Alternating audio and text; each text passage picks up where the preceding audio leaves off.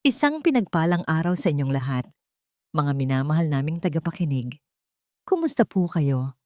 Narito na naman ang inyong lingkod, handang magbahagi ng isang kwentong susubok sa tibay ng ating mga puso at sa ating pananaw tungkol sa pag-ibig at pagtitiwala. Sabi nila, ang tiwala ay parang isang salamin. Kapag ito'y nabasag, maaari mo pang pulutin ang bawat piraso, pero hinding-hindi mo na maibabalik ang dati nitong kinis at anyo. Pero paano kung ang mismong anino ng taong pinagkakatiwalaan mo ang siyang magdudulot ng pinakamalalim na lamat sa iyong puso? Halina't pakinggan natin ang kwento ni Amelia sa unang kabanata na pinamagatang, Ang Regalong Hindi Inaasahan. May kung anong kaba ang gumapang sa dibdib ni Amelia habang pinagmamasdan ng kanyang asawang si Marco na nakangiting nakikipag-usap sa biyenan niyang si Imelda. Nasa gitna sila ng isang marangyang hapunan sa kanilang mansyon sa Forbes Park. Ang mga kubyertos na pilak ay kumikinang sa ilalim ng engrandeng chandelier at ang halimuyak ng mamahaling pagkain ay nangingibabaw sa ere. Sa paningin ng iba, isa itong perpektong larawan ng isang masaya at masaganang pamilya. Ngunit sa likod ng mga ngiti at magagarang kasuotan, may nararamdaman si Amelia na lamig. Isang lamig na hindi nagmumula sa aircon, kundi sa mga titig na paminsan-minsan ay ipinupukol sa kanya ng kanyang biyenan. Amy Hija, malambing na tawag ni Imelda, ngunit ang mga mata nito'y kading talim ng kutsilyo. Bakit parang ang lalim ng iniisip mo? Hindi mo ba nagustuhan ang pagkain?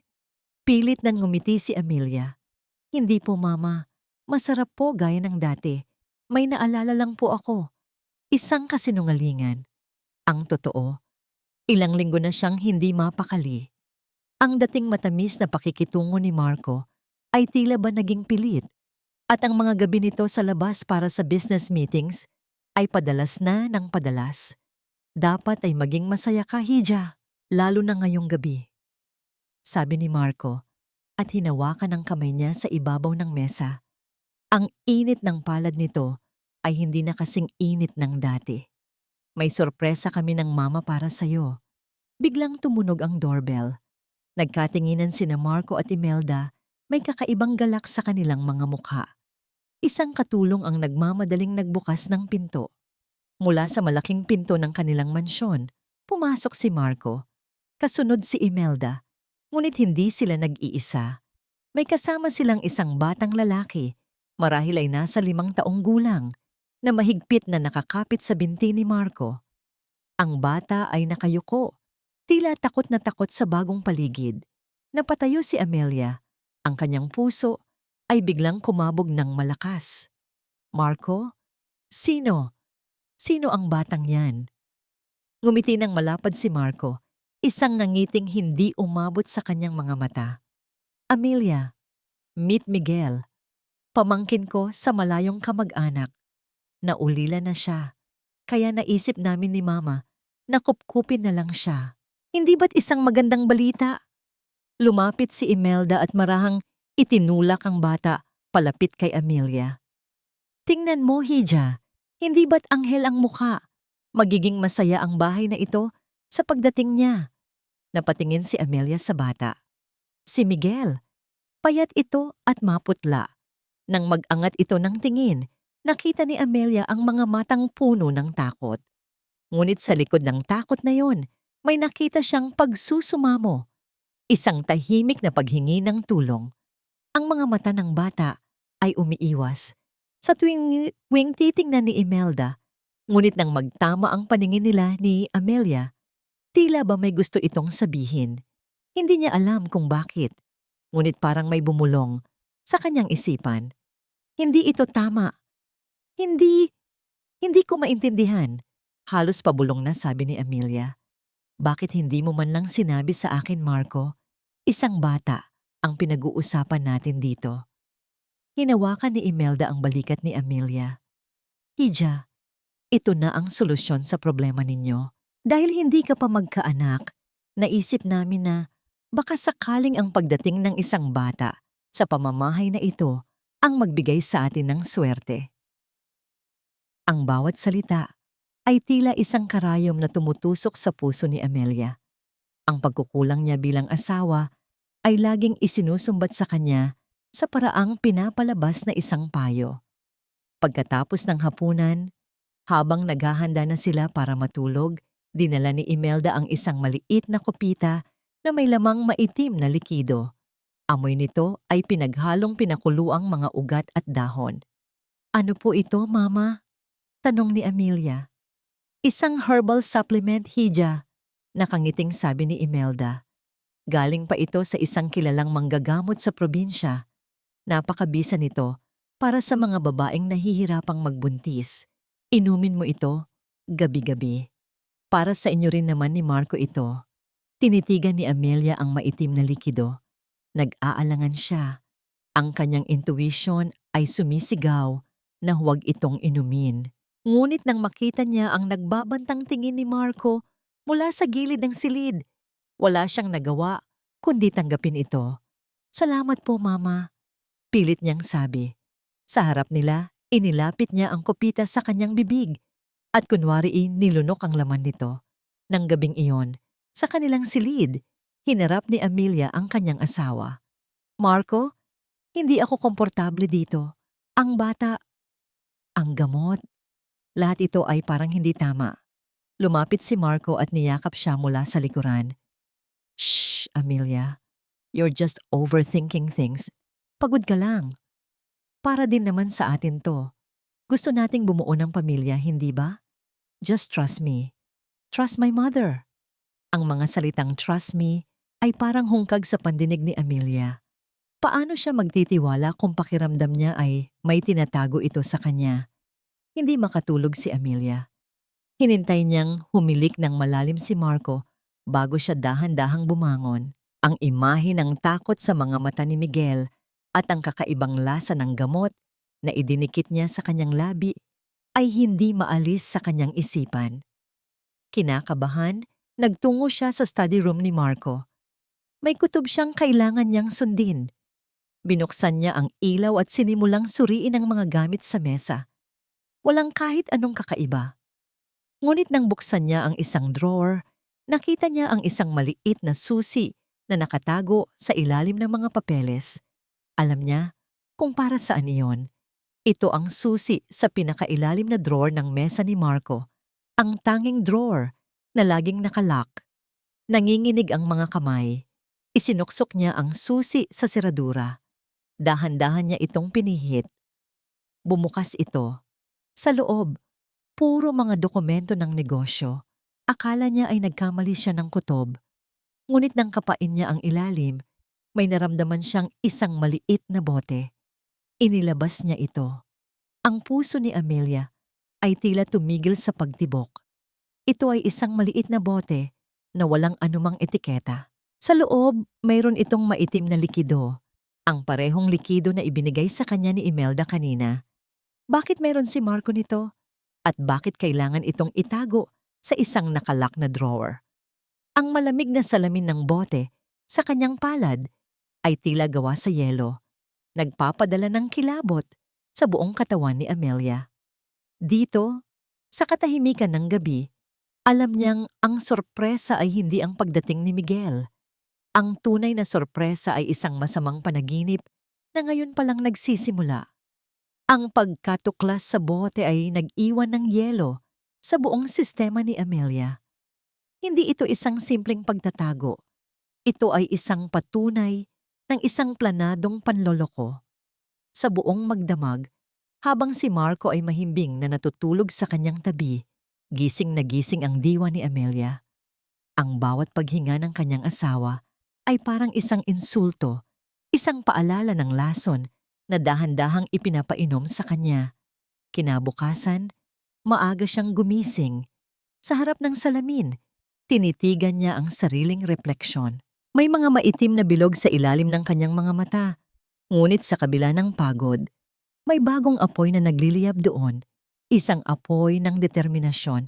Hindi na siya ang kahapong Amelia na bulag sa pag-ibig. Ngayon, ang bawat kilos niya ay may layunin.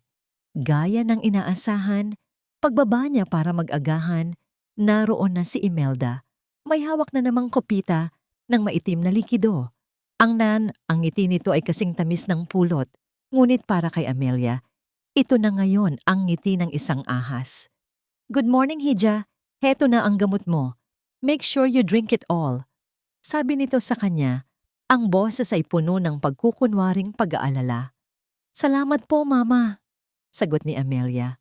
Pinipilit na panatilihing kalmado ang kanyang boses. Kinuha niya ang kopita at sa harap ni Imelda at Marco, itinaas niya ito na parang iinumin. Ngunit sa isang mabilis na pag-arte na tila siya'y natapilok, sinadya niyang matapon ang kaunting laman nito sa kanyang damit habang ang malaking bahagi ay kunwari kanyang nainom. "Nako, ang clumsy ko naman," sabi niya, puno ng pagkataranta. "Mama, pasensya na po."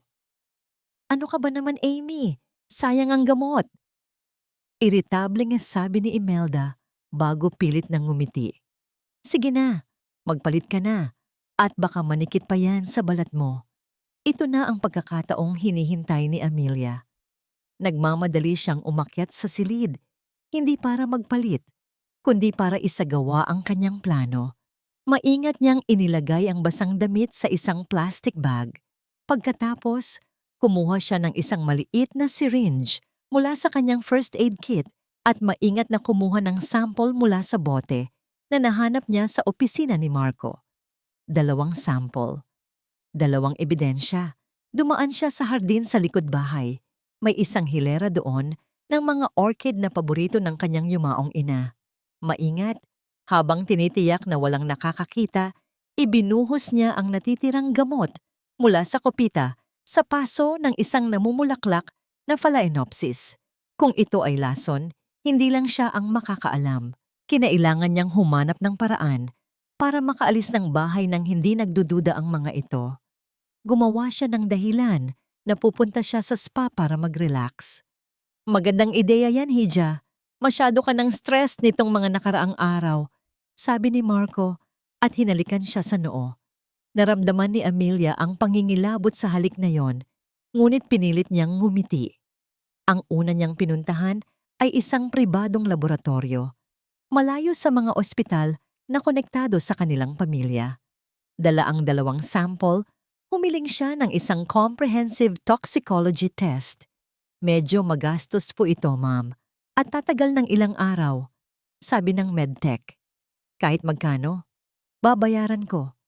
Ang kailangan ko lang ay bilisan ninyo at siguraduhing confidential ang resulta," mariing sabi ni Amelia, habang iniaabot ang isang makapal na sobre ng cash. Pagkaalis sa laboratorio, hindi pa rin siya mapakali. Kailangan niya ng isang kakampi.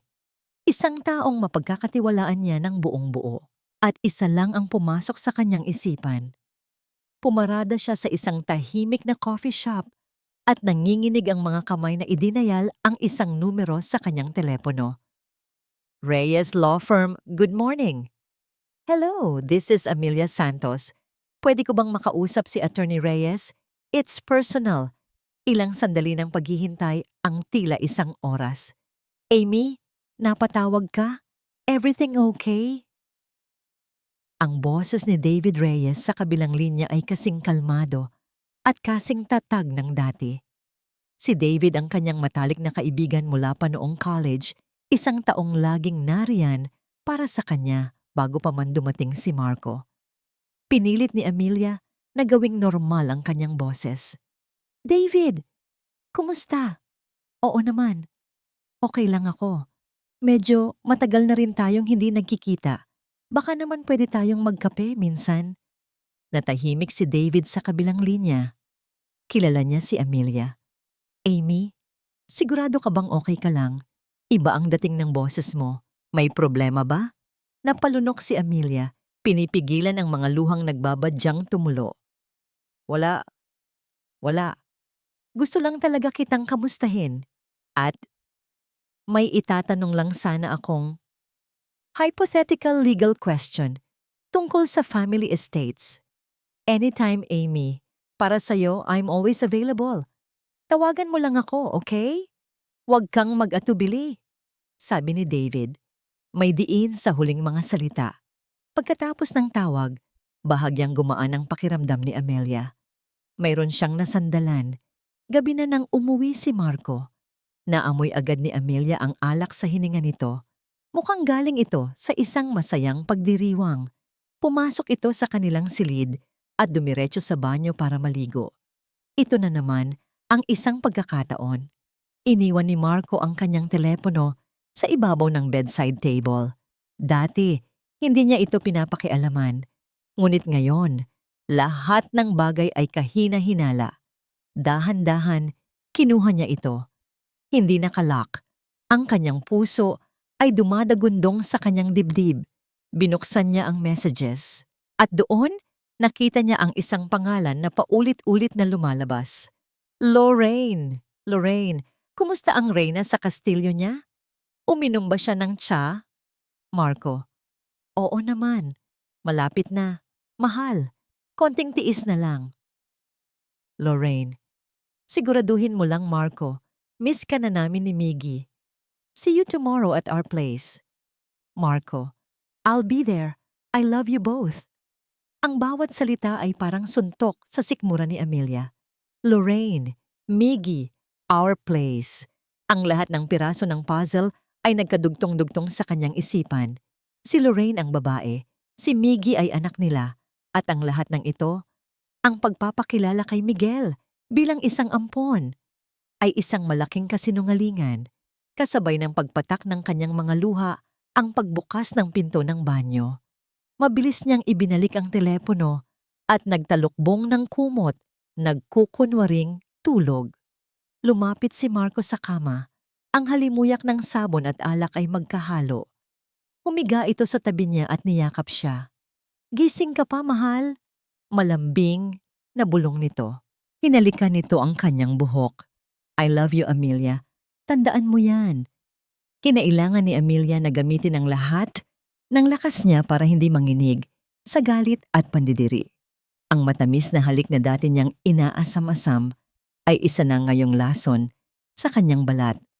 Kinabukasan, habang umiinom siya ng kape sa hardin, napansin niya ang orchid. Ang dating masigla at puting-puting mga bulaklak nito ay may mga itim na marka na ngayon. At ang mga dahon nito ay naninilaw at lantana. Patay na ang halaman. Sa sandaling iyon, tumunog ang kanyang telepono. Isang hindi rehistradong numero. Hello? Kinakabahang sagot niya. Good morning, ma'am. This is from Apex Laboratories. Lumabas na po ang resulta ng pinadala ninyong samples. Napahigpit ang hawak ni Amelia sa telepono. And narinig niya ang pagbuntong hininga ng nasa kabilang linya. Ma'am, parehong sample ay nagpositibo sa isang substance na may neurotoxic properties. Isang uri ng lason na halaman na kung iinumin ng matagalan in small doses, it can cause severe nerve damage, hallucinations, and eventually, permanent infertility. Nabitiwan ni Amelia ang kanyang telepono. Ang tunog ng pagbagsak nito sa damuhan ay halos hindi niya narinig. Ang tanging naririnig niya ay ang malakas na pagkabog ng kanyang puso at ang mga salitang umuulit-ulit sa kanyang isipan. Lason, nerve damage, permanent infertility. Hindi ito isang simpleng plano para agawin ang kanyang yaman. Ito ay isang plano para wasakin siya, unti-unti, hanggang sa wala nang matira sa kanya. Ang mga salitang lason, nerve damage o parmikomi, at permanent infertility ay parang bombang sumabog sa tahimik na mundo ni Amelia. Hindi na ito simpleng pagtataksil. Ito ay isang tangkang pagpatay, isang mabagal, kalkulado, at malupit na paraan ng pagwasak sa kanya. Ang pighati sa kanyang dibdib ay mabilis na napalitan ng isang bagay na mas malamig at mas matalim. Galit. Isang dalisay at nag-aapoy na galit. Ang mga luhang kanina'y nagbabadya ay natuyo. Ang nanginginig niyang mga kamay ay kumuyom ng mahigpit. Tapos na ang pagiging biktima. Ngayon, sisimulan niya ang digmaan. May isang address sa isip niya. Isang address mula sa mga text message ni Marco. Isang condominium unit sa Taguig. Walang paalam, Walang anumang salita. Kinuha niya ang susi ng kanyang kotse at umalis. Habang binabagtas niya ang abalang kalsada ng Maynila, ang lahat sa paligid niya ay tila naglaho. Ang mga busina ng sasakyan, ang mga taong naglalakad, lahat sila ay parte ng isang mundong hindi na niya kinabibilangan. Nasa loob siya ng sarili niyang bula ng katotohanan, isang masakit at brutal na katotohanan.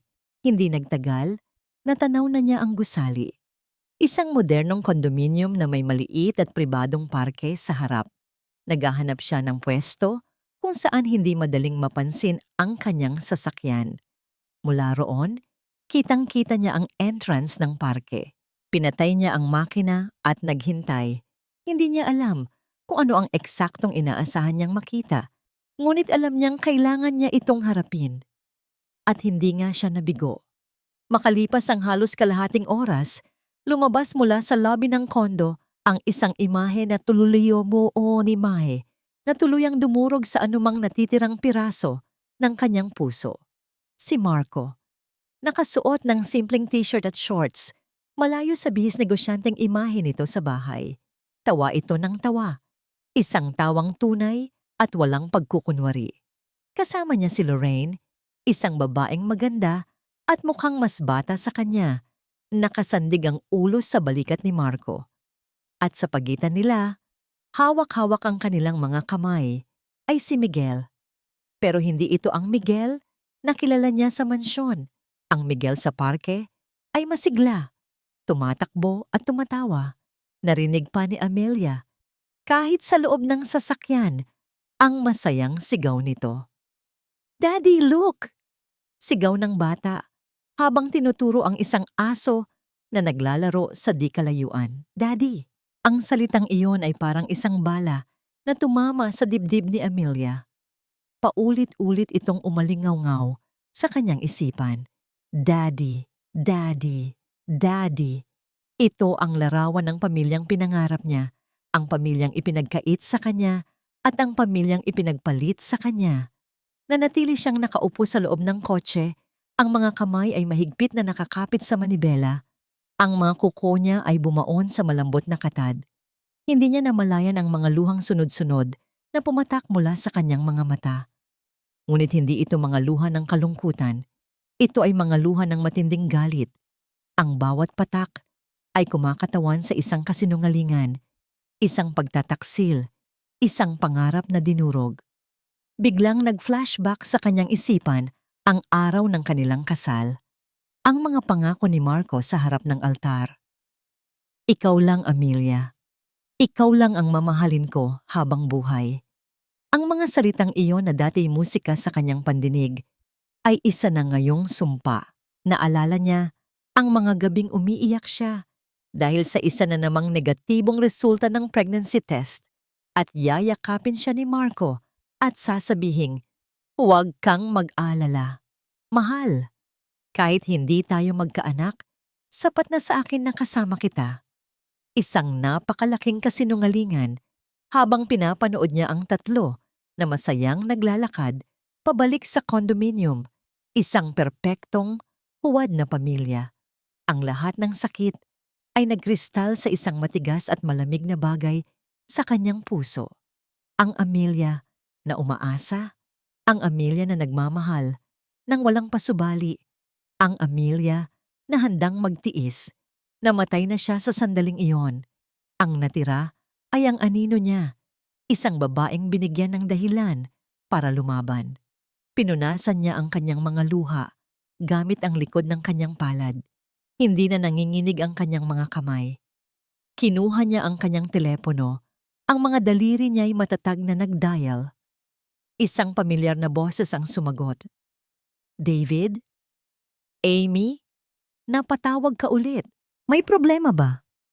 Halata ang pag-aalala sa boses ni David. Huminga ng malalim si Amelia. Ang boses na lumabas mula sa kanyang lalamunan ay iba na. Malamig, determinado, walang bahid ng anumang emosyon. "David, kailangan ko ng tulong mo." "Oo naman, Amy. Anong maitutulong ko?" "Hindi bilang kaibigan, Pagtatama ni Amelia, ang bawat salita ay may bigat. Kailangan ko ng tulong mo. Bilang abogado ko, natahimik ang kabilang linya. Alam ni David na sa likod ng mga salitang yon ay isang malalim at mabigat na dahilan. Nasaan ka? Pupuntahan kita. Huwag. Mabilis na sagot ni Amelia. Huwag muna ngayon. Tatawag ako ulit. Ihanda mo lang ang sarili mo. Ito ay isang digmaan. Bago pa man makasagot si David, ibinaba na niya ang tawag. Pinaandar niya ang kotse at habang paalis, tinignan niya sa huling pagkakataon ang gusali kung saan itinatago ng kanyang asawa ang tunay nitong buhay. Tapos na ang pagtatago. Marco, gabi na nang makauwi si Marco. Nadatnan niya ang mansyon na balot sa katahimikan at dilim. Tanging ang ilaw mula sa sala ang nakabukas. Inaasahan niyang sasalubungin siya ni Amelia, ngunit wala.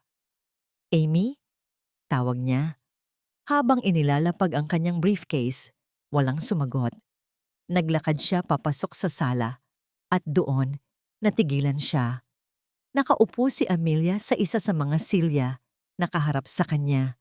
Hindi siya umiiyak, hindi siya mukhang galit. Ang mukha niya ay isang blangkong maskara. Ang kanyang mga mata ay malamig at walang mababakas na anumang emosyon. Ang pananahimik niya ay mas nakakabingi kaysa sa anumang sigaw. Sa ibabaw ng maliit na mesa sa pagitan nila, may isang folder, isang manipis, brown na folder. Marco, sabi ni Amelia. Ang boses niya ay kalmado, ngunit ang kalamigan nito ay sapat na para magpatindig ng balahibo. Umupo ka. Nag-aalangang umupo si Marco sa silyang nasa tapat niya. Amy, anong problema? Hindi sumagot si Amelia. Itinuro lang niya ang folder. Kailangan nating mag-usap. Ang mga mata ni Marco ay nanlalaki sa takot habang nakatitig sa folder na nasa mesa. Ang isip niya ay lumilipad. Nag-iisip kung ano ang laman nito. Resulta ba ng investigasyon, mga litrato, divorce papers? Ang bawat posibleng sagot ay mas masahol kaysa sa nauna. Ang kalamigan sa mga mata ni Amelia ay tumagos hanggang sa kanyang kaluluwa. Ano? Ano yan, Amy? Nanginginig niyang tanong. Sa halip na sumagot, dahan-dahang binuksan ni Amelia ang folder. Hindi ito mga litrato. Hindi ito legal na dokumento. Ang laman nito ay mga financial statement ng Santos Group of Companies. Napakunot ang noo ni Marco sa pagkalito. Company reports? Akala mo ano, Marco? Putol ni Amelia. Ang boses ay kasing talas ng bubog. Nahahayaan ko lang na bumagsak ang lahat ng pinaghirapan ng mga magulang ko habang sila ay walang malay sa ospital. Itinulak niya ang mga papel palapit kay Marco. Tingnan mo, bumaba ang stocks natin ng 5% mula noong nangyari ang aksidente. May mga board members na nagiging nepasyente. At ikaw, sabi niya, at tinitigan si Marco ng diretso sa mga mata. Bilang CEO, ano ang ginagawa mo? Puro ka na lang meetings sa labas. Isang malalim na paghinga ang pinakawalan ni Marco.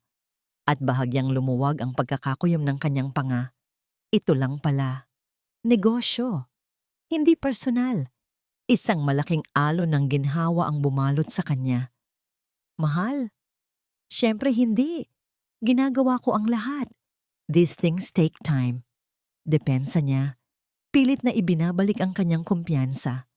Hindi na pwede ang take time, Marco. Mariing sabi ni Amelia. Mula bukas, babalik na ako sa opisina.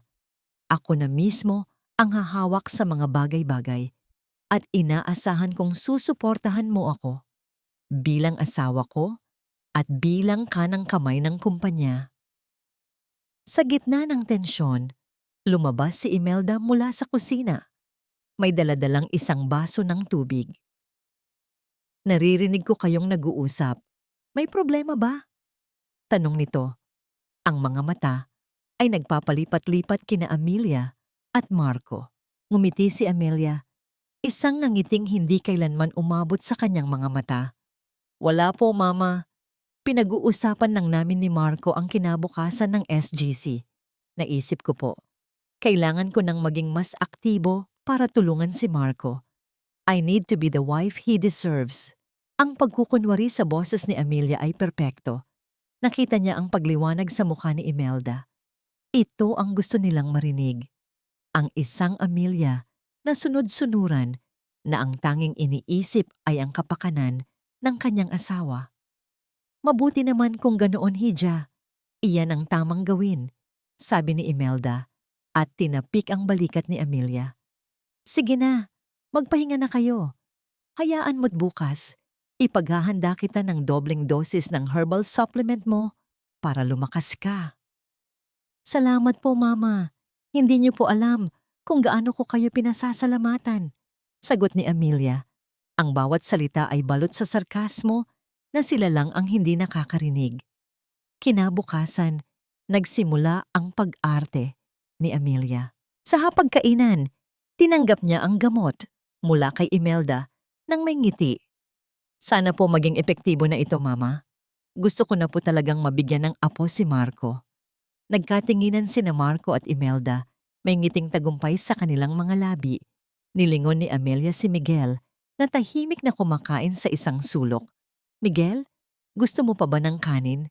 Halika, lalagyan kita. Sa unang pagkakataon, kinausap niya ang bata ng may lambing.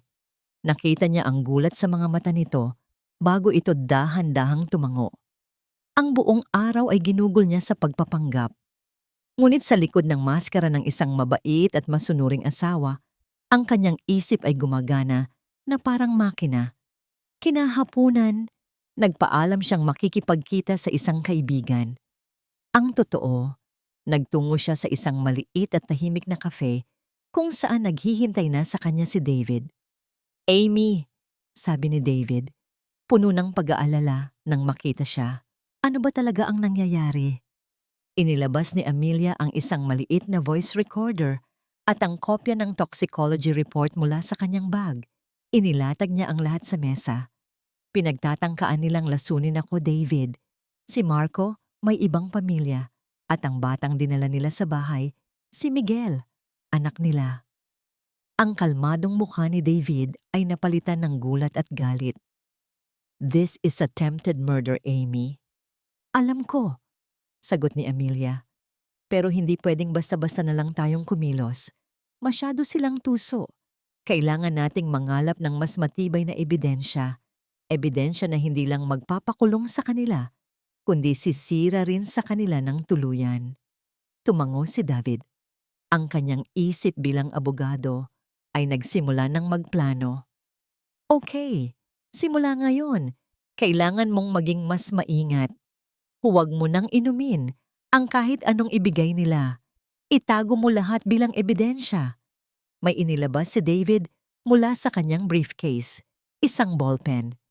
This is not an ordinary pen. It's a high-definition audio recorder. Laging mong dalhin. Every conversation, every threat, i-record mo.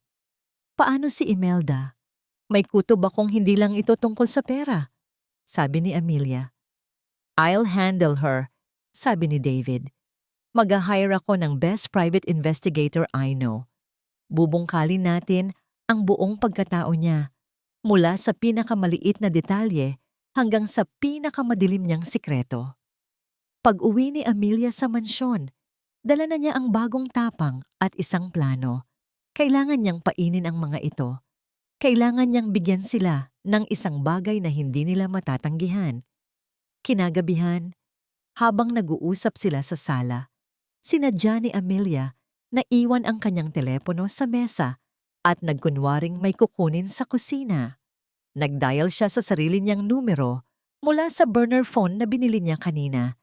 Nang tumunog ang telepono niya, sinadya niyang sabihin ng malakas, "Hello, Mr. Chua. Yes, it's Amelia Santos. Opo, tungkol po sa special investment fund ni Daddy. Hindi ko pa rin pumahanap ang password. Naka-encrypt po kasi at tanging si Daddy lang ang nakakaalam. Yes, it's a very significant amount. Sayang naman, kung hindi natin mababawi. Mula sa siwang ng pinto ng kusina, nakita niya sina Marco at Imelda na nagkatinginan. Ang kanilang mga mata ay nag-aapoy sa kasakiman. Nahulog sila sa bitag. Nagpatuloy ang pagpapanggap ni Amelia sa mga sumunod na araw. Ngunit bawat ngiti, bawat pag-arte ay may kasamang bigat. Isang gabi, habang nakahiga at nagkukunwaring tulog, narinig niya si Marco na may kausap sa telepono sa balkonahe. Ginamit niya ang recording pen na bigay ni David. "Huwag kang mag-alala, Mama." Mukhang wala siyang alam. Oo, kumakagat na siya sa pain tungkol sa investment fund. Konting panahon na lang at mapapasa atin na ang lahat. Lahat-lahat. Kinuyom ni Amelia ang kanyang kamao sa ilalim ng kumot. "Maghintay lang kayo," bulong niya sa kanyang isipan. Akin ang huling halakhak. Sa kabilang banda ng syudad, sa opisina ni David Reyes, hating gabi na ngunit gising pa rin siya. Biglang tumunog ang kanyang telepono, isang text message. Mula ito sa private investigator na hinire niya. Binuksan niya ang mensahe. Ito ay isang litrato. Madilim at malabo, ngunit malinaw ang pagkakakuha. Nasa litrato si Imelda de la Cruz nakikipagkita sa isang lalaking kilala sa mundo ng krimen bilang isang fixer. Ang lokasyon, isang abandonadong bodega sa may pier. Kasunod ng litrato ay isang maikling text. "Boss," mukhang mas malalim pa sa inaakala natin ng putik na kinasasangkutan ng matandang to. Sa loob ng kanyang opisina, sa Reyes Law Firm, napapalibutan ng mga aklat ng batas at ng katahimikan ng hating gabi, nakatitig si David Reyes sa litratong ipinadala sa kanya. Ang screen ng kanyang telepono ang tanging nagbibigay liwanag sa madilim na silid. Hindi ang malabong imahe ni Imelda de la Cruz ang nakakuha ng kanyang atensyon, kundi ang lalaking kausap nito, si Berto ang Fixer Suarez, isang anino mula sa nakaraan. Napahigpit ang hawak ni David sa kanyang telepono. Bilang isang dating piskal, maraming beses na niyang narinig ang pangalang iyon. Si Berto ay isang kilalang fixer, isang taong kayang mag-ayos ng kahit anong problema sa ilalim ng batas. Peke na dokumento, pag-alis ng testigo, pag-impluwensya sa mga kaso. Ngunit ang pinakakilalang serbisyo nito ay konektado sa mga ilegal na operasyon. Kabilang na ang black market adoptions at human trafficking. Ang simpleng kaso ng pagtataksil at tangkang paglason kay Amelia ay biglang nagkaroon ng mas madilim at mas mapanganib na anyo. Ang koneksyon ni Imelda kay Berto ay hindi para sa simpleng pag-agaw ng yaman. Ito ay isang pulang bandila na nagsasabing may mas malalim, mas marumi, at mas matagal ng sikreto ang itinatago ng matanda. Kinuha niya ang telepono at muling tinawagan ang private investigator. "Gus? David to," sabi niya. Ang boses ay seryoso. Ang lalaking kasama ni Imelda sa litrato, kilala ko siya. "Sino siya, boss?" Tanong ng investigador sa kabilang linya. "Hindi na yan mahalaga sa ngayon," sagot ni David. "Pero dahil sa kanya, kailangan nating baguhin ang direksyon ng investigasyon. Kalimutan mo muna si Marco. Huwag mo nang aksayahin ang oras sa babae niya. Si Imelda, siya ang focus natin ngayon. Halongkatin mo ang buong buhay niya. Bawat trabaho, bawat address na tinirhan, bawat kakilala. Gusto kong malaman ng lahat, Gus. Kahit gaano kaliit, kahit gaano kadumi." "Masusunod, boss. Pero mukhang hindi ito magiging madali. Magaling magtago ng bakas ang matandang yan. I don't care how much it costs," mariing sabi ni David. "Just get it done." Pagkababa ng telepono, hindi mapakali si David. Tumayo siya at naglakad-lakad sa loob ng kanyang opisina. May kung anong bumabagabag sa kanyang isipan, isang pamilyar na pakiramdam ng sakit at pangamba na matagal na niyang ibinaon sa limot. Ang pangalan ni Berto Suarez, ang mga aktibidad nito. May inaalikabok itong isang madilim na kabanata ng kanyang buhay. Naglakad siya patungo sa isang lumang steel cabinet sa isang sulok ng kanyang opisina. Ito ang kanyang personal na arkibo, naglalaman ng mga kasong malapit sa kanyang puso. Binuksan niya ito. Sa pinakailalim, may isang kahon na nababalot na sa alikabok. May markang personal. Nanginginig ang mga kamay na binuksan niya ito. Ang mga alaala ay bumalik na parang isang malaking alon. Sa loob ng kahon ay ang mga lumang dokumento ng isang kasong hindi kailanman nalutas. Isang kaso na sumira sa kanyang pamilya. Isang kaso na hanggang ngayon ay nagdudulot ng kirot sa kanyang puso. Ang pagkawala ng kanyang pamangkin. 15 taon na ang nakalipas. Ang kanyang nakababatang kapatid na si Elena ay namatay sa panganganak at iniwan nito ang isang magandang sanggol na babae. Si Leah. Si Leah ang naging sentro ng kanilang mundo. Ngunit isang araw, habang nasa pangangalaga ng isang yaya sa isang parke, bigla na lang itong naglaho. Walang bakas, walang testigo. Parang bula na nawala. Ang trahedya ay sumira sa kanilang pamilya. Ang kanyang mga magulang ay hindi na nakabawi at ang lungkot ay nag-iwan ng permanenteng lamat sa kanilang mga puso. At si David, bilang isang batang abogado noon, ay ginamit ang lahat ng kanyang koneksyon at kaalaman para hanapin ang bata. Ngunit nabigo siya. Kinuha niya ang isang kupas na litrato mula sa kahon. Ang kanyang kapatid na si Elena, masayang karga-karga ang maliit na si Leah. Ang mga mata ng sanggol ay kumikinang, puno ng buhay at pag-asa.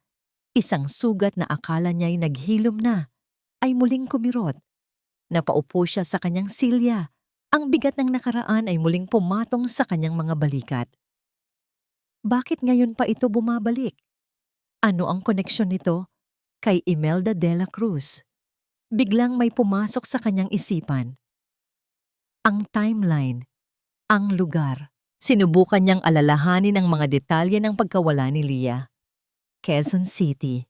15 years ago, ang modus operandi ng mga sindikato noon ay pagdukot ng mga bata mula sa mga pampublikong lugar para ibenta sa mga mag-asawang hindi magkaanak sa loob at labas ng bansa.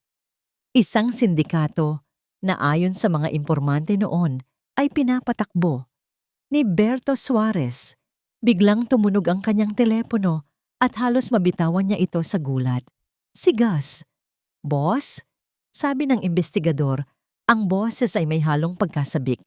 "May nakuha ako, isang malaking impormasyon." Napaupo ng tuwid si David. "What is it?" Si Imelda de la Cruz. Bago siya napangasawa ng tatay ni Marco, nagtrabaho siya sa iba't ibang lugar. Isa na dito, 15 taon na ang nakalipas. Nagtrabaho siya bilang isang administrative staff sa isang maliit na orphanage sa Quezon City. Naramdaman ni David ang panlalamig ng kanyang buong katawan. Anong pangalan ng orphanage? Bahay Kalinga Foundation, boss. Ang pangalang iyon, pamilyar. Ito ang isa sa mga lugar na pinuntahan niya noon para magtanong tungkol kay Leah. "Boss, may isa pa." Patuloy ni Gus, hindi alintana ang pananahimik ni David. Ang Bahay Kalinga Foundation. Isinara ito ng gobyerno 1 taon matapos umalis si Imelda. May malaking eskandalo, isang investigasyon tungkol sa illegal adoptions at child trafficking. Ang mga sumunod na araw ay naging isang nakakabaliw na pag-arte para kay Amelia.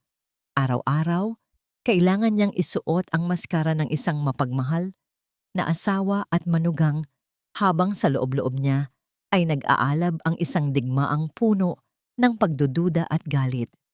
Ang bawat ngiti na ibinibigay niya kay Marco ay may kasamang lason. Ang bawat "Salamat po, Mama" na sinasabi niya kay Imelda ay may kaakibat na sumpa. Ngunit ang pinakamahirap na parte ay ang kanyang pakikitungo kay Miguel. Ang bata ang buhay na simbolo ng pagtataksil ni Marco. Sa tuwing nakikita niya ito, naaalala niya ang eksena sa parke, ang masayang pamilyang ninakaw mula sa kanya. Gayunpaman, kailangan niyang magpanggap. Kailangan niyang maging mabait sa bata para hindi sila maghinala. Isang hapon, habang naglalaro si Miguel sa hardin, naisip ni Amelia ang kanyang susunod na hakbang, ang huling piraso ng ebidensya na kailangan niya para kumpirmahin ang lahat. Isang DNA test. Pero paano? Nilapitan niya ang bata. May daladalang isang baso ng juice at isang pares ng gunting. Miguel, malambing niyang tawag. Ang haba na ng buhok mo. Halika, gupitan natin ng kaunti para hindi nasasagabal sa mga mata mo. Tumingala ang bata. May pag-aalinlangan sa mga mata. Ayaw po ni Lola Imelda. Ngumiti si Amelia. Huwag kang mag-alala. Ako ang bahala. Konti lang naman to. Maingat niyang ginupitan ng ilang hibla ng buhok sa may batok ng bata. Pagkatapos, tinawag niya si Marco. Mahal, halika dito. May dumi ka sa buhok. Lumapit si Marco. At sa isang mabilis na kilos, kunwari inaalis ni Amelia ang dumi. Ngunit ang totoo'y maingat niyang binunot ang ilang hibla ng buhok nito. Aray, bakit kailangan bunutin? Reklamo ni Marco. Pasensya na, dumikit kasi. Palusot ni Amelia. Itinago niya sa kanyang palad ang dalawang magkaibang sample ng buhok. Kinabukasan, sa isa na namang spa appointment, dinala niya ang mga samples sa parehong laboratorio. Sa pagkakataong ito, hindi toxicology test ang hiningi niya, kundi isang paternity test. Ang mga sumunod na araw ng paghihintay ay isang uri ng impyerno. Bawat tunog ng kanyang telepono ay nagpapakabog sa kanyang dibdib. Ang pagpapanggap ay lalong nagiging mahirap. Ramdam niya ang pagbabago sa kilos ni Marco at Imelda. Tila mas nagiging apurado na ang mga ito, mas madalas magbulungan, mas matatalim ang mga titig. Isang hapon, habang nagmamaneho pauwi mula sa isa na namang peking meeting, tumunog ang kanyang telepono. Isang email notification mula sa Apex Laboratories. Ang subject, DNA test results. Itinabi niya ang kotse sa isang gilid ng daan. Ang kanyang puso ay dumadagundong na parang tambol. Ito na, ang katotohanang sasampal sa kanya. Nanginginig ang mga kamay na binuksan niya ang email sa kanyang telepono. May naka-attach na PDF file. Pinindot niya ito. Nag-load ang dokumento. Sa gitna ng mga teknikal na salita at numero, isang linya lang ang kanyang hinanap. Isang linya lang ang mahalaga. At nakita niya ito. Alleged father. Marco de la Cruz child. Miguel Jimenez probability of paternity. %0. Ang salitang zero ay tila lumundag mula sa screen at sinampal siya ng malakas. Paulit-ulit niyang binasa ang resulta. Percent. 0%, 0%. Walang bahid ng pagdududa. Walang maliit na porsyento ng posibilidad. Si Marco de la Cruz ay hindi ama ni Miguel. Napahawak si Amelia sa kanyang bibig. Pinipigilan ang isang sigaw na gustong kumawala. Napasandal siya sa upuan ng kotse. Ang kanyang isip ay gulong-gulo. Kung hindi anak ni Marco si Miguel, bakit? Bakit nila dinala ang bata sa pamamahay niya? Bakit sila nagpapanggap na isang masayang pamilya sa kondominium? Ano ang tunay na laro? Ang lahat ng kanyang teorya, lahat ng kanyang pinaniniwalaan, ay gumuho sa isang iglap. Pakiramdam niya ay nalulunod siya sa isang dagat ng mga kasinungalingan na mas malalim pa kaysa sa kanyang inaakala. Sumubsob ang kanyang mukha sa manibela at doon, humagulgol siya, hindi dahil sa sakit ng pagtataksil, kundi dahil sa matinding pagkalito at takot. Ang mga kalaban niya ay hindi lang mga manloloko. Sila ay mga halimaw na may planong hindi niya maintindihan. Sa gitna ng kanyang pag-iyak, muling tumunog ang kanyang telepono. Si David. Pinunasan niya ang kanyang mga luha at sinubukang pakalmahin ang sarili bago sumagot. David! Amy, nasaan ka? Ang boses ni David ay apurado at seryoso. Kailangan nating magkita. Ngayon din.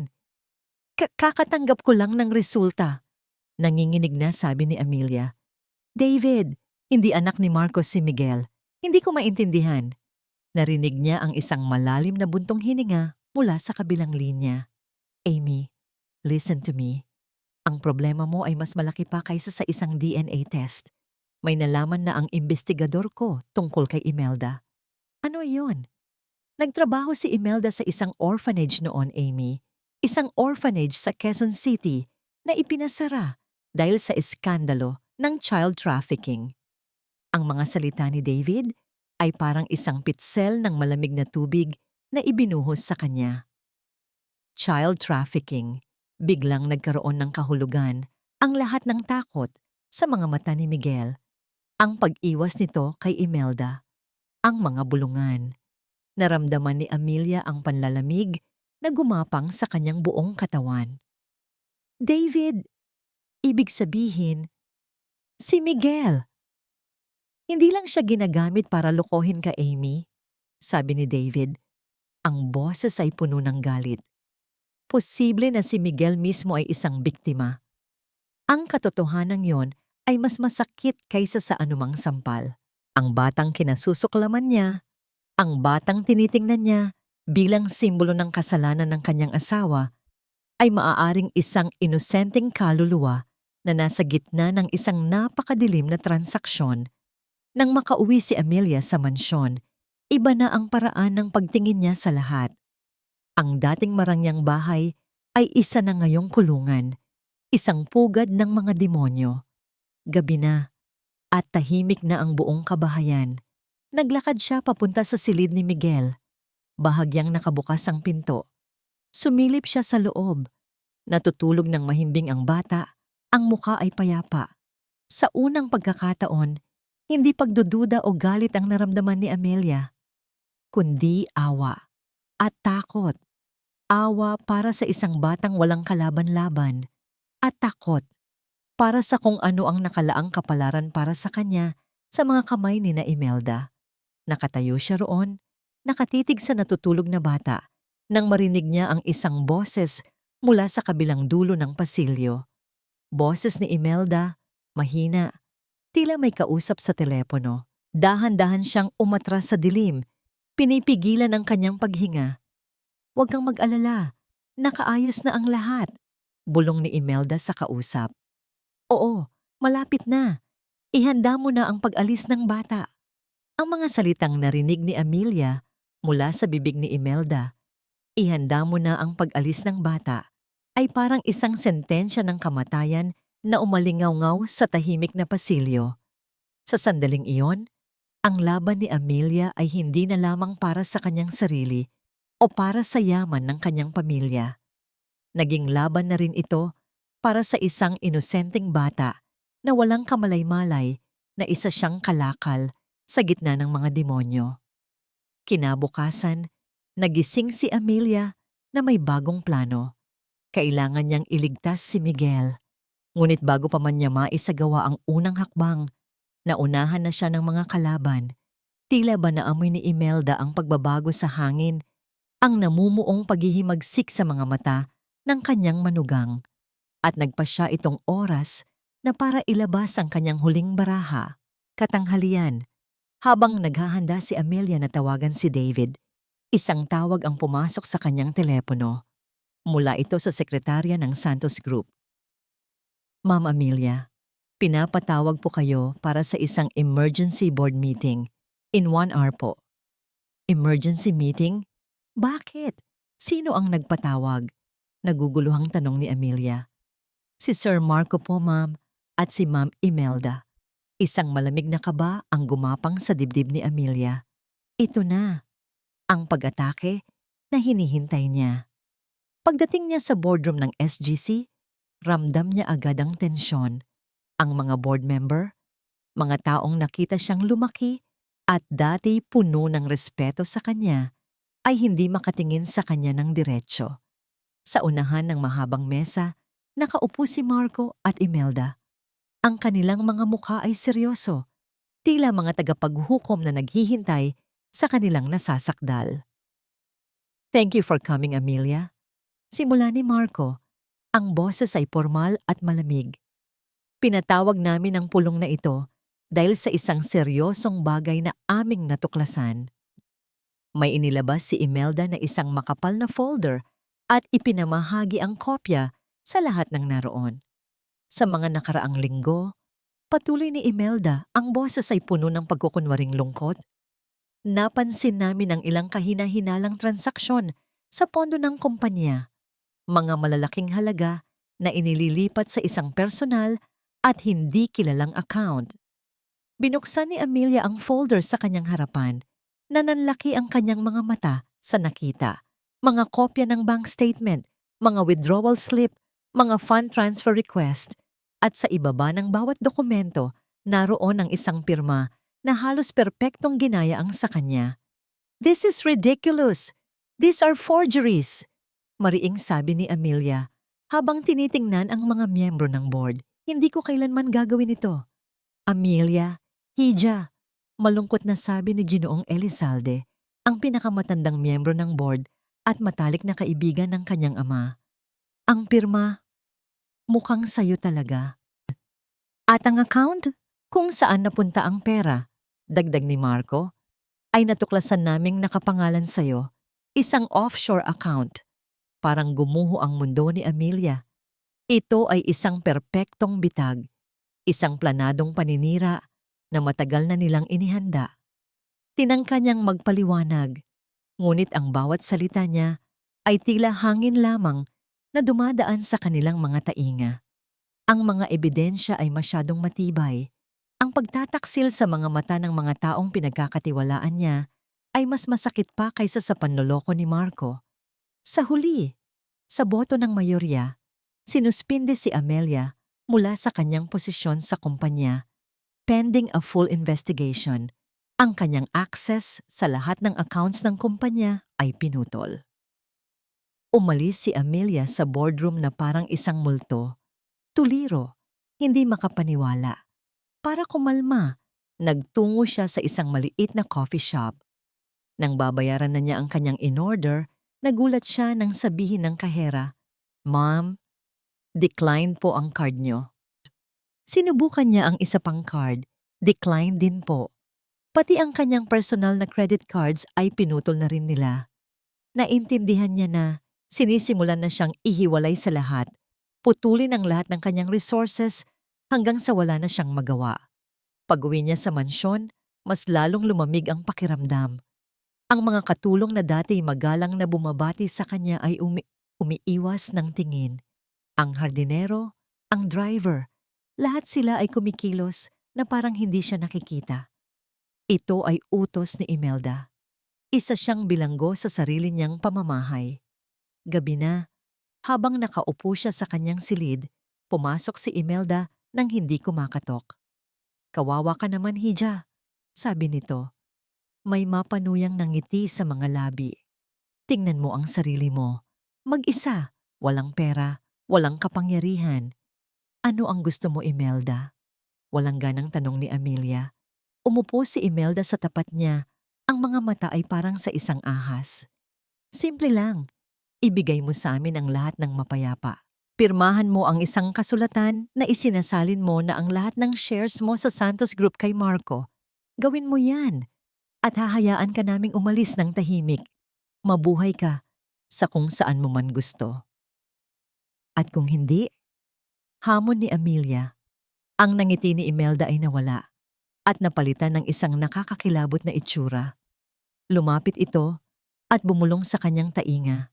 Ang bawat salita ay puno ng lason. "Naaalala mo ba ang aksidente ng mga magulang mo? Napakatanga ng driver ng truck na yon. Hindi ba? Baka sakaling madulas ulit ang preno ng sasakyan. O kaya naman, magkaroon ng problema sa life support machine sa ospital. Maraming bagay ang pwedeng mangyari, Amelia. Maraming aksidente." Naramdaman ni Amelia ang pag-akyat ng dugo sa kanyang ulo. Isang banta. Isang direktang banta sa buhay ng kanyang mga magulang. "Hayop ka!" sigaw ni Amelia. At akmang tatayo para sugurin ito. Ngunit pinigilan siya ng mga salita ni Imelda. "Subukan mo," banta nito. "Isang maling galaw mo lang, isang tawag lang sa pulis o sa abogado mo. At baka hindi na magising ang nanay at tatay mo. Isipin mong mabuti, Hija. Ano ang mas mahalaga? Pera o ang buhay nila?" Tumalikod si Imelda at naglakad palabas ng silid. Iniwan si Amelia na nanginginig sa galit at kawalan ng pag-asa. Nasa gitna siya ng pagkataranta. Hindi alam kung ano ang gagawin nang biglang tumunog ang kanyang telepono. Isang numero mula sa ospital. Nanginginig niyang sinagot. Hello? Good evening, Ma'am Amelia. This is St. Luke's Hospital.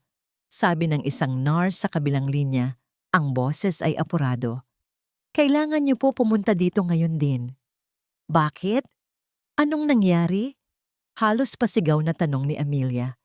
Bigla pong naging unstable ang vital signs ng tatay ninyo si Mr. Santos. We don't know why. The doctors are with him now. Ang tawag mula sa ospital ay isang palaaso na tumama sa pinakahuling natitirang lakas ni Amelia. Wala nang pag-aalinlangan. Ang banta ni Imelda ay hindi lang mga salita. Ito ay isang pangako. Isang pangako ng karahasan na kaya niyang isagawa kahit saan, kahit kailan. Hindi na siya nagabala, pang-utusan ng driver. Siya mismo ang kumuha ng susi ng isa sa mga kotse at humarurot paalis ng mansyon. Ang puso niya'y mas mabilis pa sa takbo ng sasakyan. Bawat pulang ilaw sa trapiko ay isang uri ng torture. Ang bawat segundo na lumilipas ay parang isang oras na ninanakaw mula sa buhay ng kanyang ama. Pagdating sa ospital, sinalubong siya ng isang doktor sa labas ng ICU.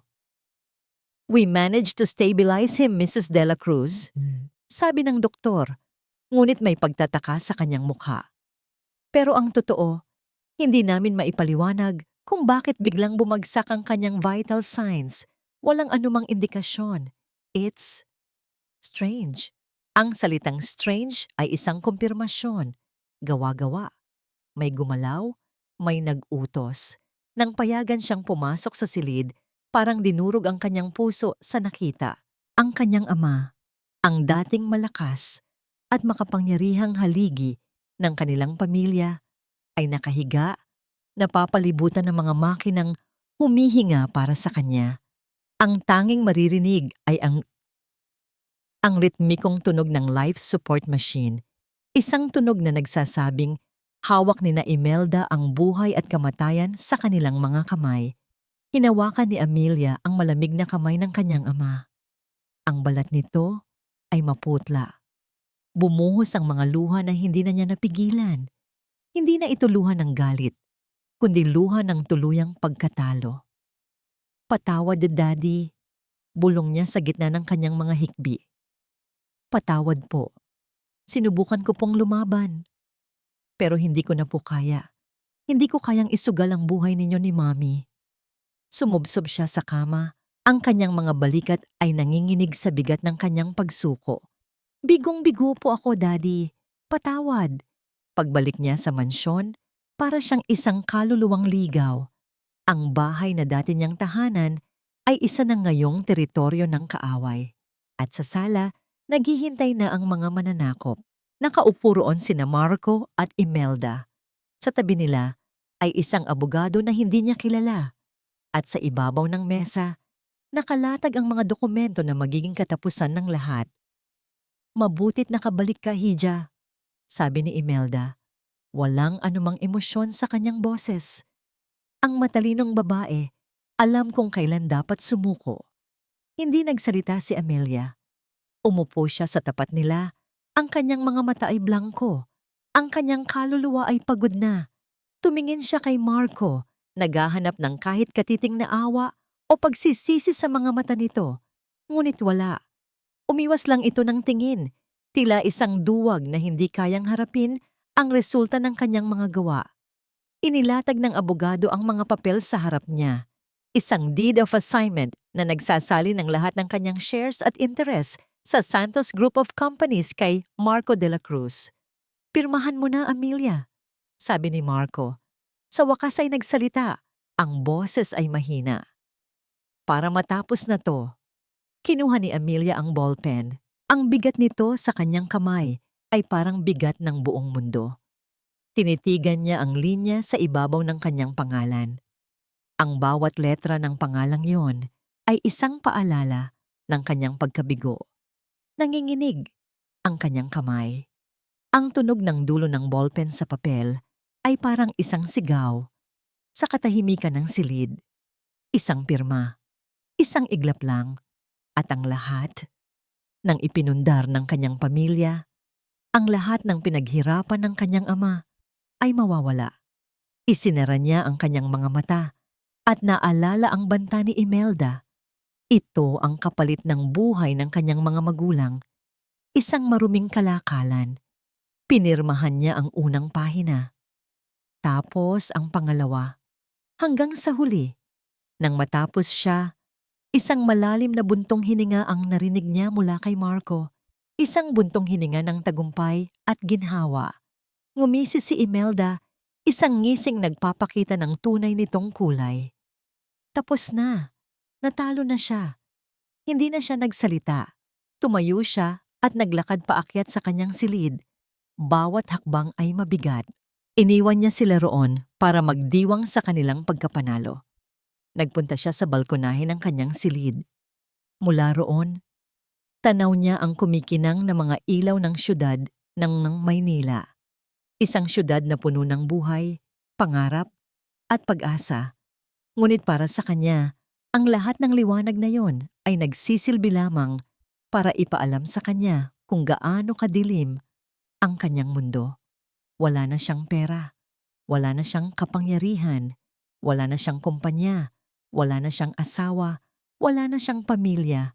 Para siyang isang basyong sisidlan, inubos ang lahat ng laman. Ano pa ang natitira sa akin? Tanong niya sa sarili. Ano pa? Napatingala siya sa madilim na kalangitan. Pakiramdam niya ay nag-iisa siya sa buong sansinukob. Ang pakiramdam ng pagkatalo ay isang lason na mas mabisa pa kaysa sa ibinibigay sa kanya ni Imelda. Dahan-dahan itong pinapatay ang kanyang kaluluwa. Sa gitna ng kanyang kawalan ng pag-asa, tumunog ang kanyang telepono.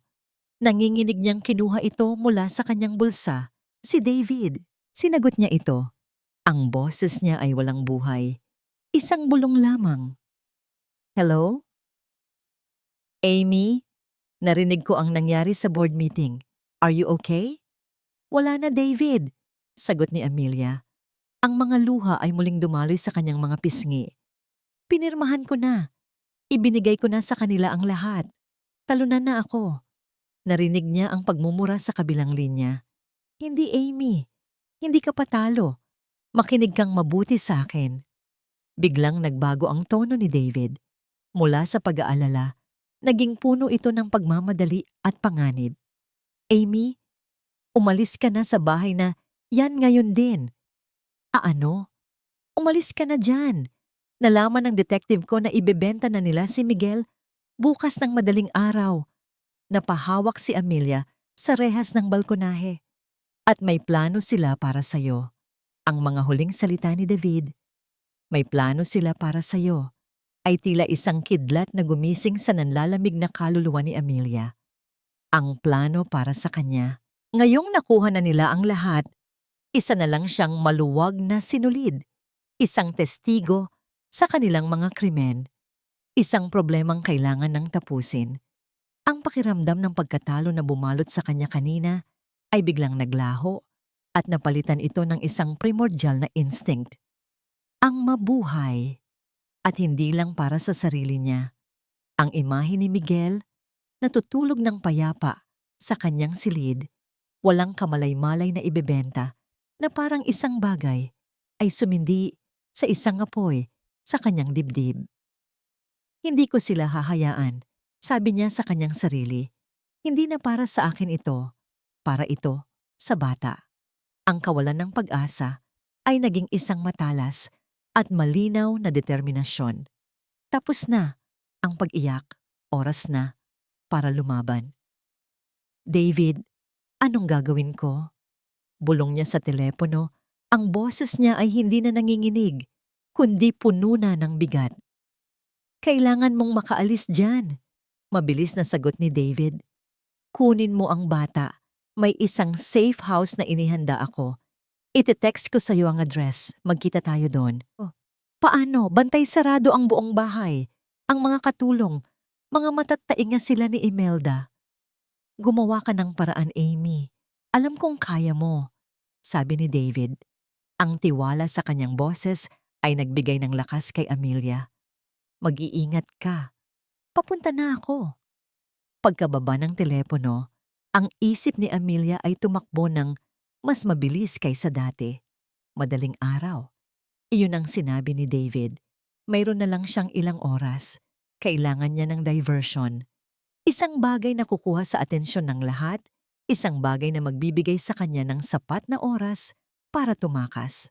Pumasok siya sa kanyang banyo at humarap sa salamin.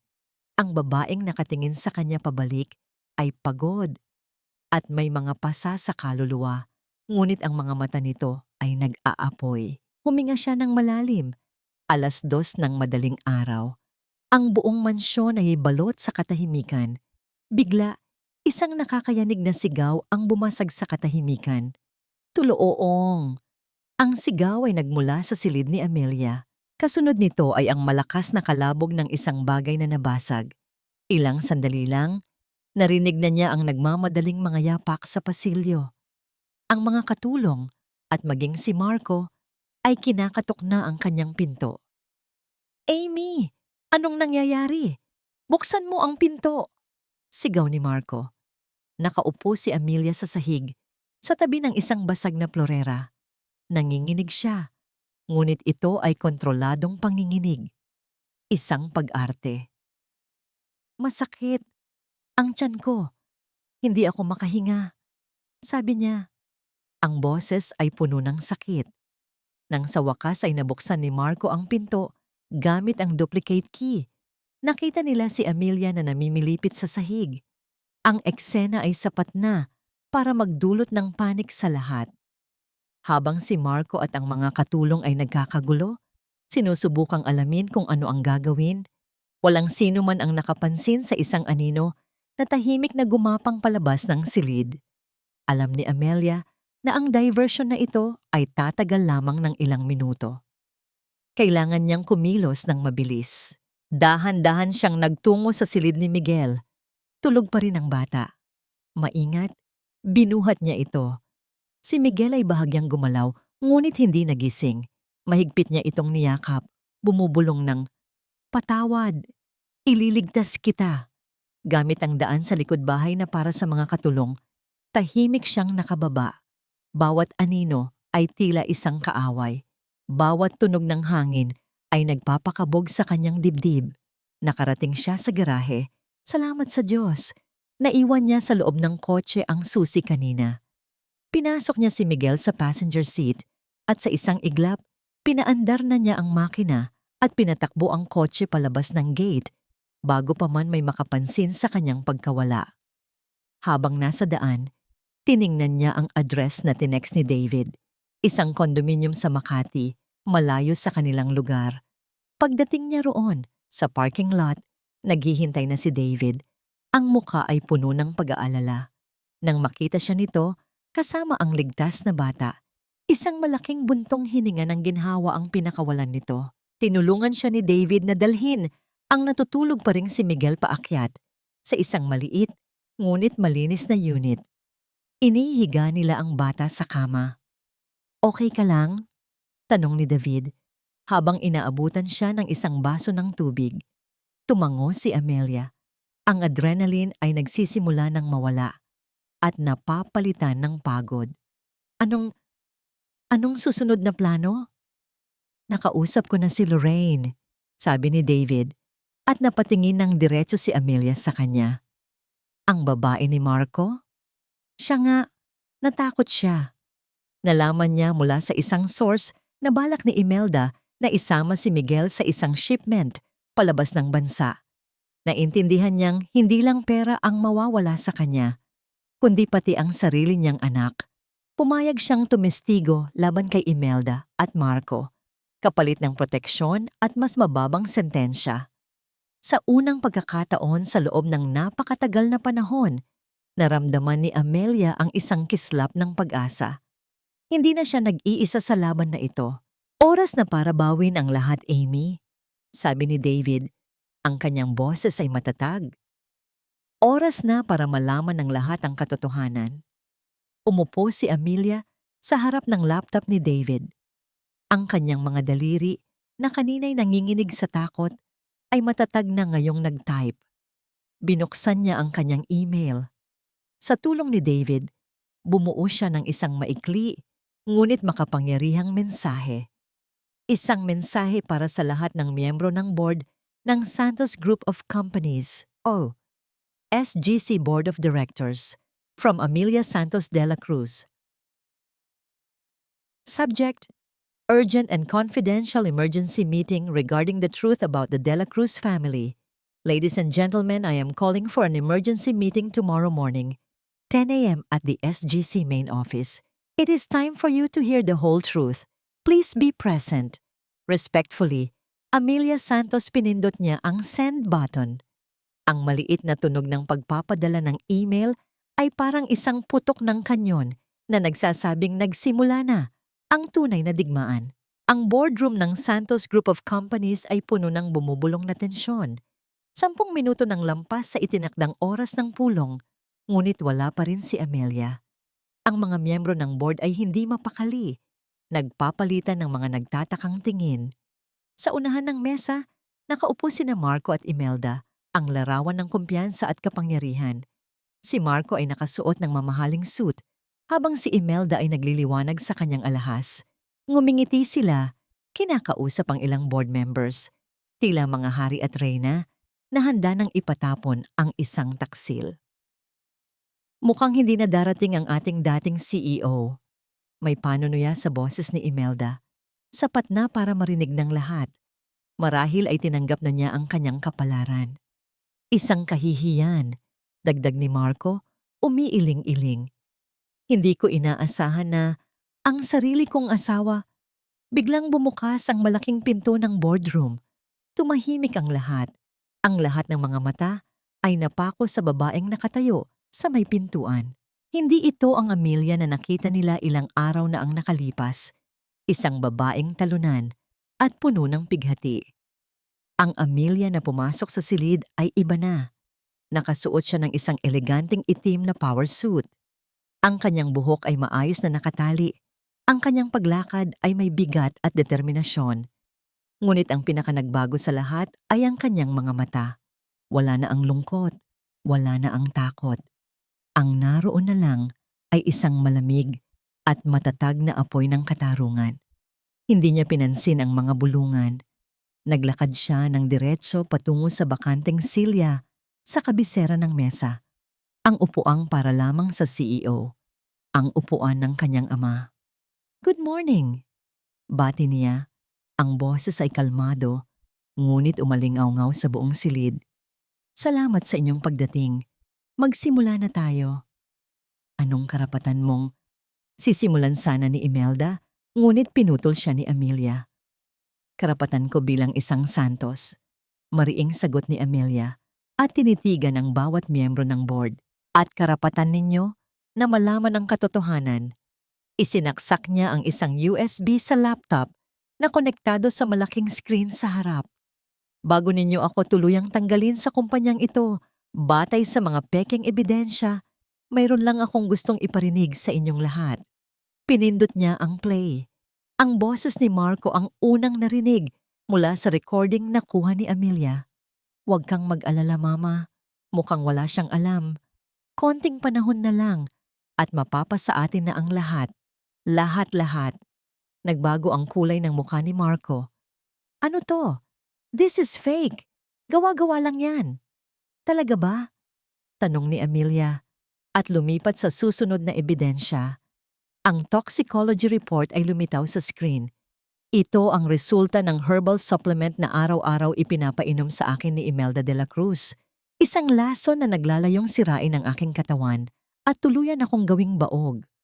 Narinig ang mga mahihinang sigaw ng gulat mula sa mga board members. Si Ginoong Elizalde ay napahawak sa kanyang dibdib, hindi makapaniwala. "Isang kasinungalingan." Sigaw ni Imelda, tumatayo. "Walang katibayan yan." "Kung ganun, Mama," sabi ni Amelia. Ang pagtawag niya ng Mama ay puno ng lason. Baka ito may katibayan.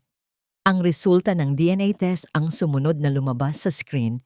Ang mga salitang probability of paternity 0% ay nakasulat sa malalaki at pulang letra. Napatingin ang lahat kay Marco na ngayon ay namumutla na parang isang papel. Imposible! Bulong nito. Ngayon ang tanong, patuloy ni Amelia, ang kanyang boses ay parang isang hukom na nagbibigay ng hatol. Kung hindi anak ni Marco si Miguel, sino siya? At bakit siya nasa pamamahay ko? Ipinapakilala bilang isang ulilang pamangkin? Muli niyang pinindot ang isang button.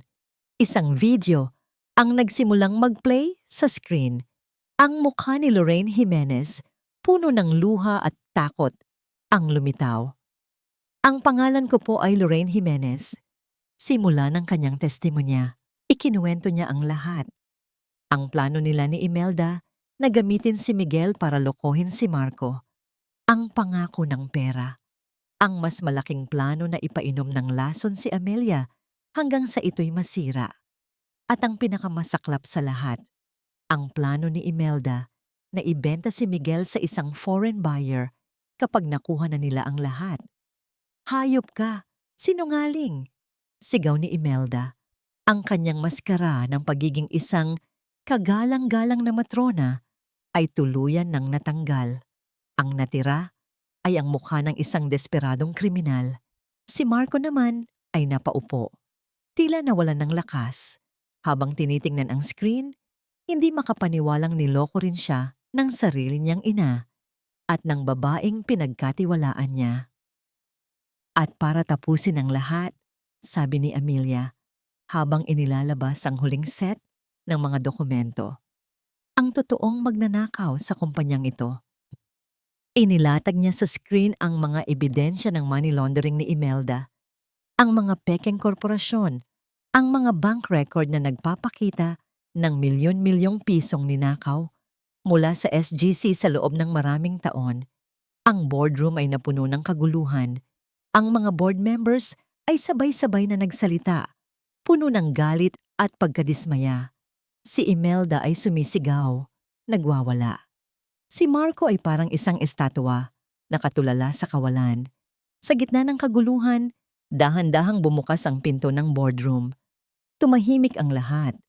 Pumasok si David Reyes, suot ang kanyang barong. Ang mukha ay seryoso at matatag. Sa likod niya nakasunod ang dalawang unipormadong pulis. Ang katahimikan sa silid ay nakakabingi. Ang tanging maririnig ay ang nanlalaking paghinga ng mga naroroon. Naglakad si David patungo sa gitna ng silid. Itinuro niya ang nanginginig na sina Imelda at ang tulalang si Marco. Imelda and Marco de la Cruz, sabi ni David. Ang kanyang boses ay malinaw at puno ng awtoridad na umalingaw-ngaw sa bawat sulok ng silid. Sa ngalan ng batas, arestado kayo. Ilang buwan ang lumipas. Ang bagsik ng unos ay unti-unti nang napalitan ng tahimik na pamamaalam ng ulan at ang kalangitan sa buhay ni Amelia ay nagsimula ng magliwanag. Ang mga madilim na ulap ng pagtataksil at panganib ay dahan-dahan nang tinatangay palayo. Ang araw ng paghahatol ay dumating. Sa loob ng korte, nakaupo si Amelia, hindi bilang isang biktima, kundi bilang isang saksi sa paggulong ng hustisya. Sa kabilang panig, nakaupo sina Imelda at Marco. Ang dating kumpiyansa at kapangyarihan ay naglaho na. Si Imelda ay isang kulubot na anino ng kanyang dating sarili. Ang mga mata ay puno ng galit na walang mapagbuntunan. Si Marco naman ay nakayuko. Isang duwag hanggang sa huli, hindi kayang salubungin ang tingin ng asawang winasak niya. Nang ihayag ng hukom ang hatol, habang buhay na pagkabilanggo para kay Imelda para sa mga kasong attempted murder at human trafficking at mahabang taon ng pagkakakulong para kay Marco bilang kasabwat, ang tunog ng martilyo ay parang isang musika sa pandinig ni Amelia. Ngunit sa kanyang puso, walang pagdiriwang, tanging isang malalim na pakiramdam ng kapayapaan. Tapos na. Sa wakas, tapos na. Ang annulment ng kanilang kasal ay mabilis na naaprubahan. Siya na muli, si Amelia Santos, buo at malaya. Sa suporta ng Board of Directors na muling nagtiwala sa kanya, buong puso niyang ibinalik ang kanyang atensyon sa Santos Group of Companies. Isang hapon, nagtungo siya sa isang maliit at maaliwalas na bahay-ampunan sa labas ng syudad. Dito pansamantalang nanunuluyan si Miguel sa ilalim ng pangangalaga ng DSWD. Nadatnan niya ang bata na naglalaro sa hardin kasama ang ibang mga bata. Sa unang pagkakataon, nakita niyang tumawa si Miguel ng malakas at walang alalahanin. Lumapit siya. Dala ang isang maliit na regalong robot.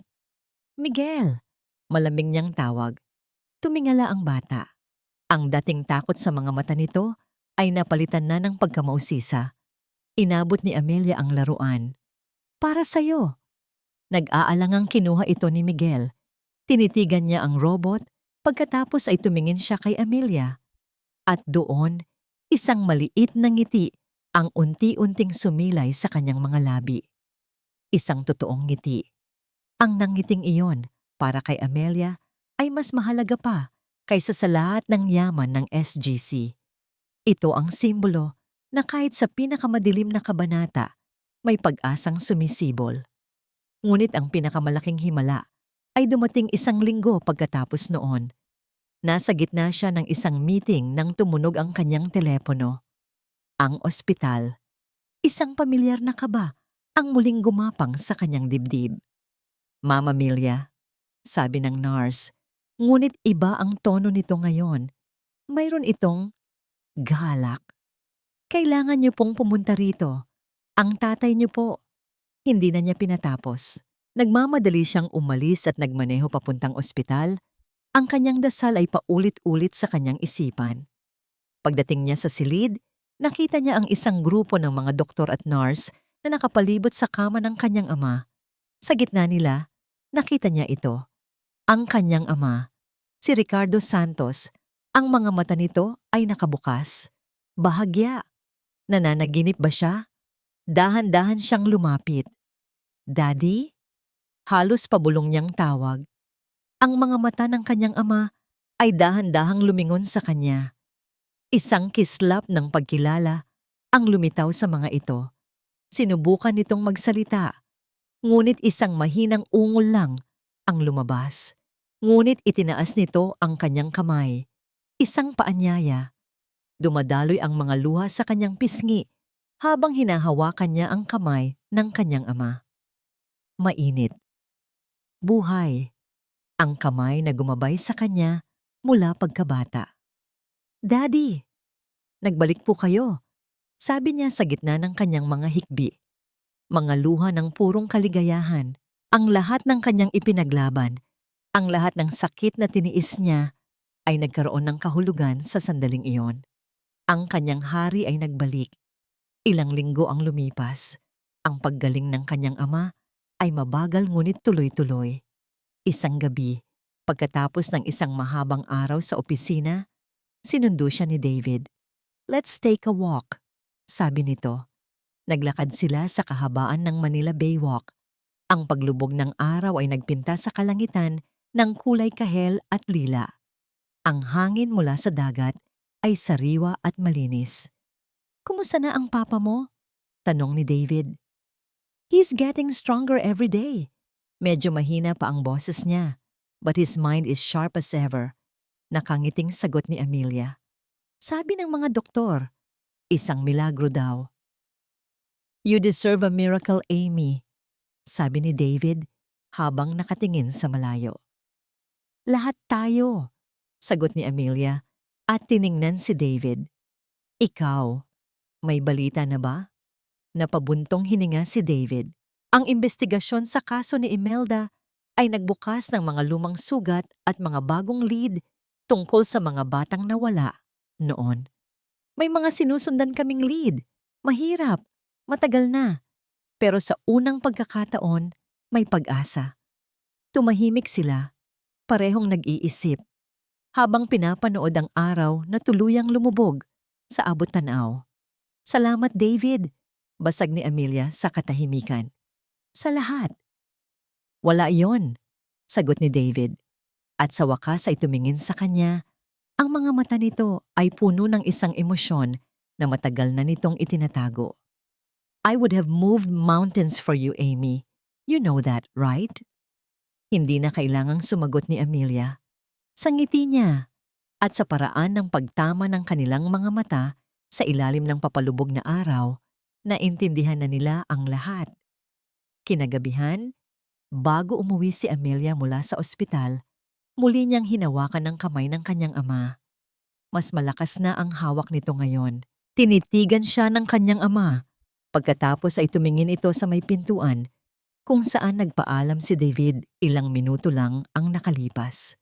Muling tumingin ang kanyang ama sa kanya. Dahan-dahan, ngunit malinaw, nagsalita ito. Ang unang mga salita na narinig niya mula rito pagkatapos ng maraming buwan. Ang boses nito ay mahina, ngunit ang mensahe ay malakas. David, mabuting tao. Isang taon ang lumipas, isang taon ng paghilom, pagbangon, at pagbuo ng mga bagong simula. Sa boardroom ng Santos Group of Companies, sa parehong silid kung saan siya minsan ay hinusgahan at iwinaksi, nakaupo si Amelia Santos sa kabisera ng mesa. Ngunit ngayon, ang hangin ay ibang-iba na. Ang mga board members na dati puno ng pagdududa ay nakatingin na sa kanya ng may buong paghanga at respeto. The proposal from the Singaporean investors is promising, panatag niyang sabi habang tinitingnan ang mga dokumento sa kanyang harapan. But I want our team to review the environmental impact clause. The legacy of SGC isn't just about profit. It's about responsible growth. Ang bawat salita niya ay may bigat. Ang bawat desisyon ay may tiwala sa sarili. Ito na ang bagong Amelia. Isang leader na hindi lang matalino, kundi may puso. Ang anino ng pagtataksil ay naglaho na at sa kinatatayuan nito ay isang babaeng buo, matatag at lubos na kinikilala ang kanyang halaga. Pagkatapos ng matagumpay na pulong, umuwi siya sa mansyon. Ang dating malamig at malungkot na bahay ay isa na ngayong tahanan na puno ng init at tawanan. Sa hapagkainan, naghihintay na sa kanya ang dalawang pinakamahalagang lalaki sa kanyang buhay. Ang kanyang ama, si Ricardo, na kahit nasa wheelchair pa habang nagpapalakas, ay malinaw na ang isip at masaya na ang disposisyon. At sa tabi nito, tumutulong maghiwa ng pagkain ay si David. Tamang-tama ang dating mo, anak. Inubos na nitong si David ang paborito mong ulam. Pabirong sabi ni Ricardo. At isang masayang tawanan ang umalingaw-ngaw sa silid. Umupo si Amelia sa tabi nila. At isang pamilyar na pakiramdam ng kapayapaan ang bumalot sa kanya. Ito na ang pamilyang matagal niyang pinangarap. Isang pamilyang binuo hindi ng dugo, kundi ng pagmamahal, pagtitiwala, at pag-alaga sa isa't isa sa gitna ng pinakamatinding unos. Habang sila'y masayang nagkukwentuhan, biglang tumunog ang telepono ni David. Tiningnan niya ang screen at biglang nagbago ang kanyang mukha. Isang halo ng gulat, pag-asa at kaba. "Excuse me," sabi niya, at mabilis na tumayo para sagutin ang tawag sa isang pribadong sulok. Sinundan siya ng tingin ni na Amelia at Ricardo. Nakita nila kung paano nanlaki ang mga mata ni David habang nakikinig sa kausap. Nakita nila ang hindi makapaniwalang pag-iling nito, ang nanginginig nitong kamay na napahawak sa kanyang bibig. Pagbalik niya sa mesa, ang mga mata niya ay may kakaibang kislap. Tumingin siya kay Amelia. May nahanap sila. Nanginginig ang boses na sabi ni David. Isang babae. 16 na taong gulang. Ang mga detalye tumutugma sa pamangkin ko. Kay Leah. Napatayo si Amelia. Naramdaman niya ang saya at kaba ni David na para bang sarili niya itong nararamdaman. David, sigurado ba sila? Hindi pa. Pero ito na ang pinakamalakas na lead na nakuha natin sa loob ng 15 taon, sabi niya, at isang butil ng luha ang pumatak mula sa kanyang mga mata. Luha ng pag-asa. Kailangan kong puntahan. Hinawakan ni Amelia ang kamay ni David. Mahigpit. Sasama ako sa'yo. Ilang linggo pagkatapos noon, sa isang marangyang ballroom na puno ng mga maimpluwensyang tao, magkasamang dumalo sina Amelia at David sa isang charity ball para sa mga batang ulila, isang advokasiyang malapit na ngayon sa puso nilang dalawa. Ang gabi ay puno ng kumikinang na mga ilaw at magagandang musika. Ngunit para kay Amelia, ang tanging liwanag na nakikita niya ay ang nasa mga mata ni David. Ang paghahanap nito kay Leah ay nagpapatuloy, ngunit sa unang pagkakataon, may direksyon na. May pag-asa. Nakatayo sila sa isang balkonahe, tanaw ang syudad na minsan ay naging saksi sa kanyang pagkadurog. Ngayon, ito na ang saksi sa kanyang muling pagbangon.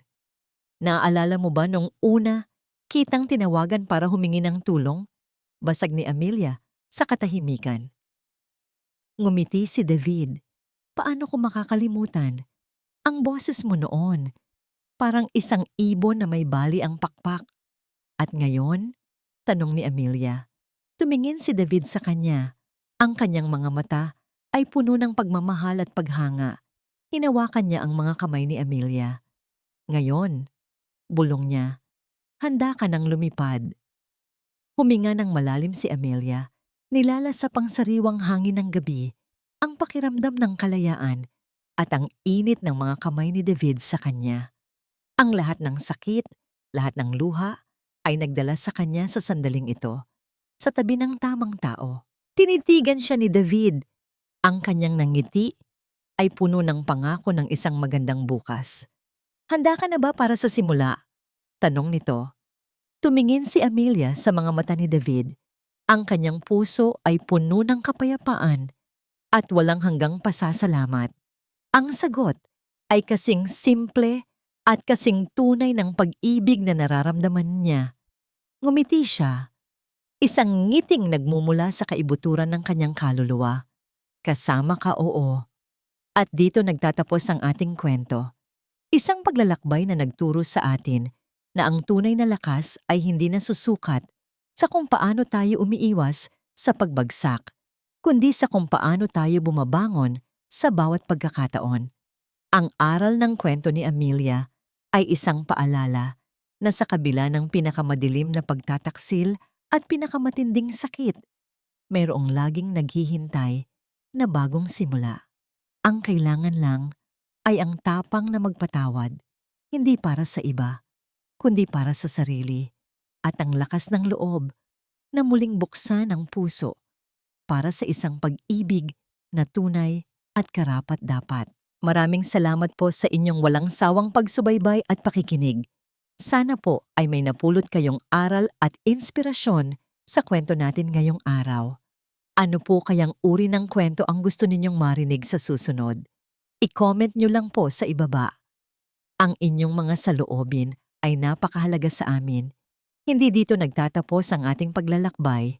Marami pa pong kwentong kasing ganda at mas puno ng aral dito sa aming channel. Kung nagustuhan nyo ang kwentong ito, i-like, i-share sa pamilya at mga kaibigan, at mag-subscribe na rin para lagi kayong updated sa mga susunod pa naming kwento. I-click nyo ang notification bell para kayo ang unang makarinig kapag may bago kaming upload. Pagpalain po kayo ng Panginoon, kayo at ang inyong buong pamilya. Hanggang sa muli.